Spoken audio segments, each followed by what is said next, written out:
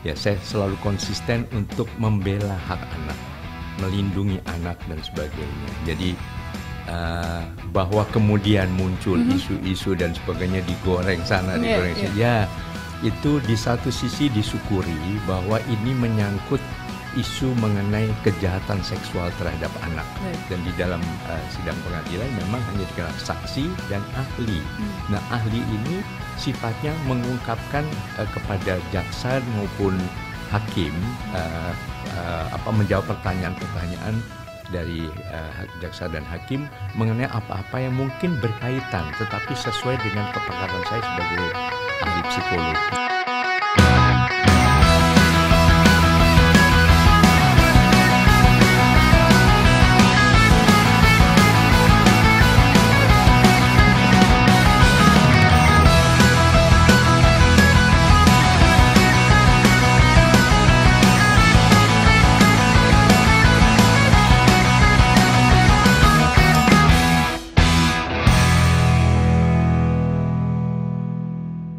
Sebagai ahli psikolog untuk mencari tahu seperti apa kasus yang terjadi, bukan diundang oleh terdakwa, karena kan isu yang digoreng masyarakat seperti itu. Makanya bahkan yang saya memang kemudian seolah dibawa ke sana itu oleh pihak terdakwa karena saya yang kenal, saya yang punya ibaratnya jalurnya begitu. Karena pendekatan ternyata dilakukan bukan dari terdakwa, bukan dari pihak terdakwa, tapi Kak Seto yang melakukan pendekatan untuk memberikan kesaksian sebagai ahli. Iya, bukan kesaksian, keterangan. Keterangan sebagai ahli. Manakala itu dibutuhkan oleh hakim begitu. Nah, ini juga yang mungkin kasus ini sebenarnya kalau kita runtut dari awal mulai di blow up adalah di tahun 2021. Tapi Kak Seto sebelumnya juga pernah ke sana seperti penjelasan Kak Seto dari tahun 2020. Bahkan saya lihat juga di webnya Kak Seto sempat pergi ke sekolah. Sebenarnya apa yang terjadi? Apakah kasus ini memang sudah sebelum itu banyak siswa yang mulai melapor atau bagaimana sebenarnya Kak Seto? Justru saya pertama datang itu pada saat-saat terjadinya forum nasional di mana untuk kedua kalinya Saudara Aris Merdeka Sirait terpilih sebagai ketua. Jadi ini akan periode keempat. Jadi periode pertama saya terpilih, sekjennya waktu itu Ibu Nafsiah Mboe yang kemudian menjadi Menteri Kesehatan 1998 sampai 2002. Lalu 2002 sempat ditawarkan waktu itu oleh Presiden Megawati untuk dapat SK Presiden, jadi waktu itu diberi nama Komnas Perlindungan Anak karena sudah ada Komnas HAM, sudah ada Komnas Perempuan. Lalu kami usulkan, saya sebagai ketua waktu itu usulkan namanya Komnas Perlindungan Anak. Nah, tapi ternyata kami mengusulkan kalau bisa bukan SK Presiden tapi undang-undang perlindungan anak. Akhirnya kami bersama menyusun bersama dengan para aktivis perlindungan anak. Akhirnya lahirlah tahun 2002 Undang-Undang Perlindungan Anak, tapi nama yang disebutkan di situ sebagai lembaga pemerintah adalah bukan Komnas Perlindungan Anak yang kami masih LSM waktu itu, tetapi diberi nama KPAI, Komisi Perlindungan Anak Indonesia. Nah, kami juga kemudian mempertimbangkan, ya sudah kami tetap di LSM saja. Yang kedua kali sekjennya adalah Pak Erwin Pardede tahun 2004 sampai 2006. Nah, yang ketiga kali sekjennya adalah Bang Aris. Jadi saya ketuanya, ketua umum, beliau sekjen 2006 sampai 2010. Nah, kemudian 2010 beliau terpilih sebagai ketua umum. Sekjennya adalah Ketua Lembaga Perlindungan Anak dari Jawa Tengah, Mas Samsul Ridwan SH MH waktu itu.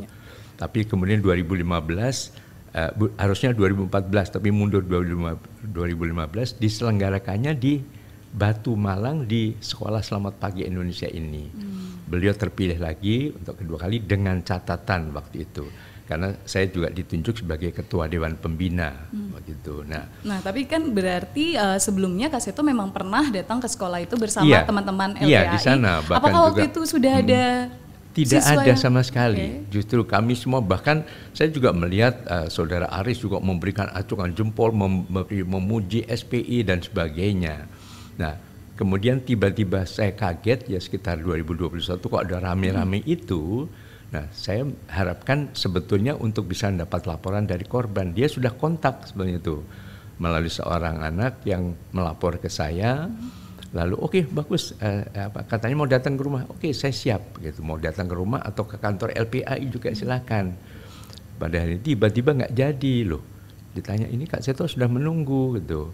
Terus rupanya diberitahu bahwa harus minta izin Bang Aris Merdeka. Saya juga heran. Posisi ini beliau kan sudah bukan Komnas yang asli kan sebetulnya begitu. Nah berarti mungkin di sini ada sedikit komunikasi yang salah di masyarakat terkait bagaimana peranan Kak Seto itu sendiri di pengadilan yang ternyata sebagai ahli. Lalu kasus ini juga sempat dilaporkan dari korban kepada Kak Seto yang sudah ditindaklanjuti walau sempat ada kendala. Dan juga mungkin Kak Seto di sini bisa saya katakan adalah sosok yang juga berdiri bersama korban dan bersama hak-hak anak siswa-siswi SPI, Kak Seto. Untuk tindak lanjutnya setelah kasus ini terjadi, akhirnya ini tentu akan berpengaruh di lingkungan sekolah. Lalu apa kelanjutan dari siswa-siswi di sana, Kak Seto? Apakah sistem pembelajaran tetap berjalan? Lalu bagaimana dari sisi psikologis anak-anak dan seperti apa, Kak Seto? Iya, memang kami waktu itu juga menyatakan bahwa akan terus mengawal kasus ini bagi adik-adik itu. Bahkan saat itu kami juga bertemu dengan Ibu Wali Kota Batu menceritakan, dan beliau juga menyatakan ini salah satu kebanggaan Kota Batu begitu. Artinya untuk anak marginal tapi membuat mereka kreatif, mereka juga nanti mulai terjun ke masyarakat sebagai para wirausahawan dan sebagainya. Jadi intinya kalau ini rame, oke, silahkanlah. Artinya serahkan sepenuhnya sudah ke kepolisian, sudah ke kejaksaan, dan sekarang ke kehakiman, ke pengadilan. Nah, marilah kita dengan tenang tunggu hasil dari keputusan pengadilan ini. Nah, ini mungkin juga yang ditunggu oleh masyarakat tentang bagaimana hasil nanti dari persidangan yang ternyata persidangannya tertutup ya Kak Seto, makanya simpang siur berita gara-gara itu juga. Betul. Jadi kita tunggu supaya bagaimana hasilnya, terutama keadilan bagi korban. Betul.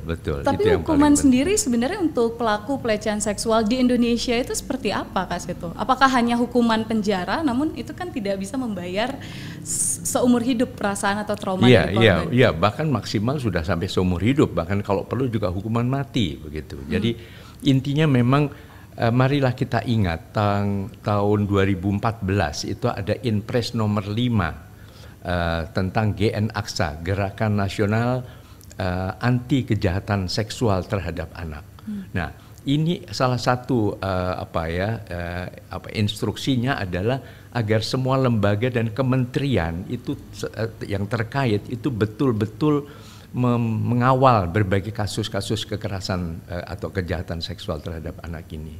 Jadi diinstruksikan betul-betul bahwa ini gerakan nasional, karena jangan sampai ini angka terus meningkat begitu. Tapi kenyataan memang meningkat, Kak Seto. Nah di dalam saya juga menulis bagaimana juga menghentikan, menurunkan angka itu. Saya tulis kemarin muncul di salah satu media online. Intinya adalah kenaikan ini mohon juga dilihat bahwa di satu sisi kesadaran masyarakat sudah mulai meningkat juga, sehingga mau membicarakan bahkan melalui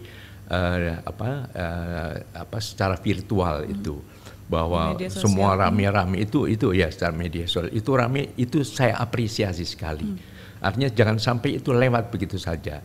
Kemudian dari pihak keluarga korban sudah berani juga mengangkat, tidak selalu menganggap bahwa itu adalah tabu karena nama jelek keluarga dan sebagainya. Supaya apa? Supaya segera ditindaklanjuti lah.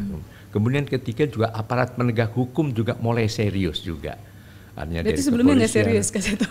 Iya, artinya sebetulnya dengan meningkatnya ini kan mulai terangkat. Lalu keempat, media, media juga rame, televisi juga, kemudian media-media sosial juga. Itu tentu saya apresiasi, sehingga jumlah ini yang dulu mungkin fenomena gunung es yang terungkap hanya sebagian kecil, banyak yang ditutup-tutupin, apalagi pelaku kejahatan seksual ini adalah orang-orang terdekat. Nah ini yang kemudian membawa malu, aib keluarga, aib dari lingkungan, udah nggak usah diangkat ke permukaan dulu dan sebagainya. Nah ini yang sebetulnya ada positifnya dengan kenaikan ini, artinya kenaikan yang sebetulnya dulu sudah tinggi, tapi ini terungkap semuanya begitu. Dan itu memang juga yang diharapkan untuk saat ini. Iya. Namun di sini juga kalau kita melihat bagaimana penanganan dari pihak berwajib untuk penanganan kasus, selalu terkendala adalah masalah bukti. Itu tidak bisa dibuktikan, tidak bisa dibawa ke pengadilan. Padahal kalau misalnya kita lihat dengan undang-undang tindak TPKS yang baru disahkan, kalau ketika kita mengatakan saya misalnya mendapatkan pelecehan, itu sudah bisa disebut bukti, Kak Seto. Atau bukti seperti apa yang harus dibawa oleh korban. Masalahnya tindakan pelecehan ini bisa catcalling, contohnya Kak Seto, itu bisa saja saya bilang saya di catcalling sama dia, tapi tidak ada bukti. Nah, seperti apa yang harus saya misalnya sebagai korban lakukan, Kak Seto? Ya, karena susah sekali membuktikan ini. Ya, mungkin sebelum bukti mungkin juga pencegahannya adalah ibaratnya melindungi anak perlu orang sekampung. Jadi mohon bukan hanya orang tua yang itu kan tanggung jawab orang tuanya, tapi juga orang-orang yang lain. Mungkin asisten rumah tangga, mungkin staf rumah tangga yang lain, mungkin juga tetangga kiri kanan. Itu juga mulai betul-betul waspada kalau kemungkinan ada naga-naga, ada pendekatan yang agak aneh dan sebagainya. Seorang anak remaja atau bukan remaja, anak kecil, karena sering juga mengarahnya pada anak-anak kecil ya. Ini kok jarang keluar, kalau keluar kok kelihatannya sedih, hanya termenung ya, nggak bisa diajak ngomong, tidak ceria seperti biasanya. Nah, itu sudah bisa menjadi suatu tanda-tanda ada suatu kejadian yang menimpa anak itu. Bahkan dalam Undang-Undang Perlindungan Anak dengan tegas menyatakan siapapun yang mengetahui ada kekerasan terhadap anak diam saja, tidak berusaha menolong atau minimal melapor, maka juga bisa terkena sanksi pidana. Nah, ini yang perlu disosialisasikan kepada masyarakat. Ya. Maka kami juga waktu itu dari tahun 2011 LPAI akhirnya membentuk seksi perlindungan anak di tingkat yang paling dekat dengan keluarga adalah di tingkat RT dan RB. Jadi kita sebut Sparta, seksi perlindungan anak tingkat rukun tetangga.